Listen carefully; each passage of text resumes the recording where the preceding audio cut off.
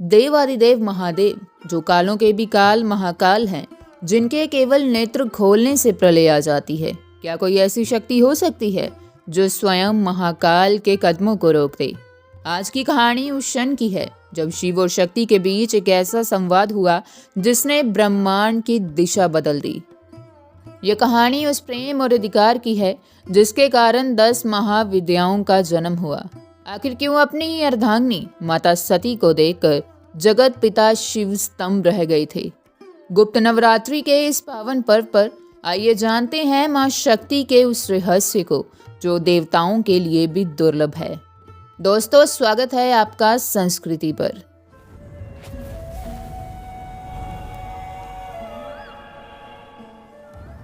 कथा उस समय की है जब प्रजापति दक्ष ने कन्हल में एक विशाल यज्ञ का आयोजन किया।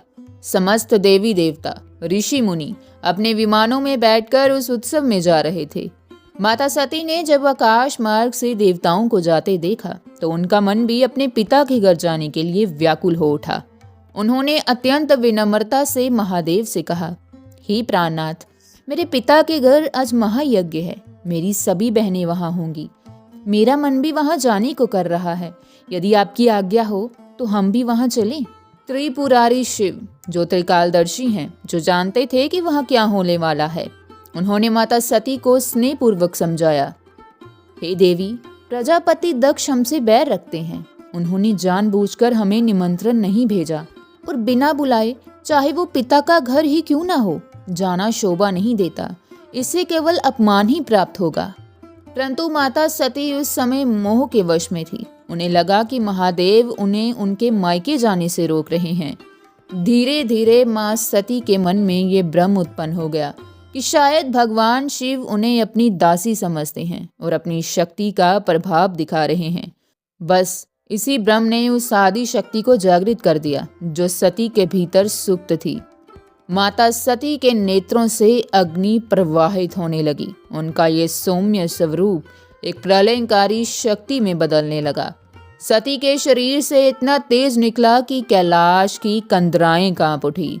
अपने समक्ष मां सती के इस भयानक रूप को देखकर महादेव अपने आसन से उठ खड़े हुए। वो भयभीत नहीं हुए, परंतु चकित अवश्य थे।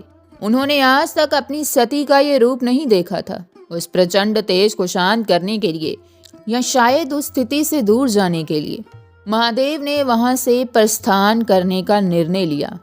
लेकिन जैसे ही भोलेनाथ ने वहां से जाने के लिए एक दिशा में कदम बढ़ाया, साक्षात काल बनकर एक देवी उनके मार्ग में खड़ी हो गई। महादेव के सामने कृष्ण वर्णा भयानक नेत्रों वाली मां काली खड़ी थी। महादेव ने दिशा परिवर्तित की तो वहां नील वर्णा मां तारा विद्यमान थी। पश्चिम में छिन्न मस्ता अपना ही शीश हाथ में लिए खड़ी थी। महादेव जिधर भी दृष्टि घुमाते वहां शक्ति का एक नया और विराट स्वरूप खड़ा था। भुवनेश्वरी, षोडशी, त्रिपुर भैरवी, धूमावती, बगलामुखी, मातंगी और कमला, 10 दिशाएं अवरुद्ध हो चुकी थी। जगत के स्वामी आज स्वयं जगत जननी के घेरे में थे। ये शिव और शक्ति का वो मिलन था जहां शब्द मौन हो जाते हैं। तब महादेव ने अत्यंत विनम्रता से प्रश्न किया, हे देवी, अब कौन है और मेरी सती कहाँ है? तब उन 10 महाशक्तियों ने एक स्वर में उत्तर दिया, हे महादेव, हम ही सती हैं।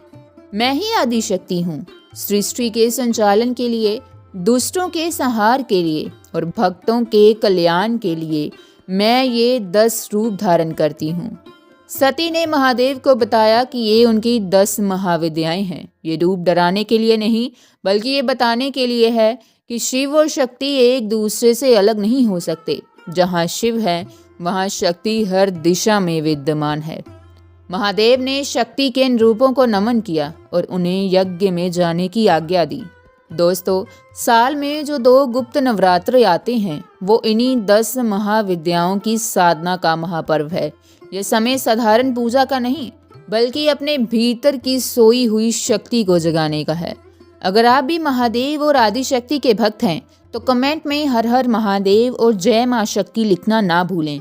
इस गुप्त नवरात्रि मां की कृपा आप सभी पर बनी रहे।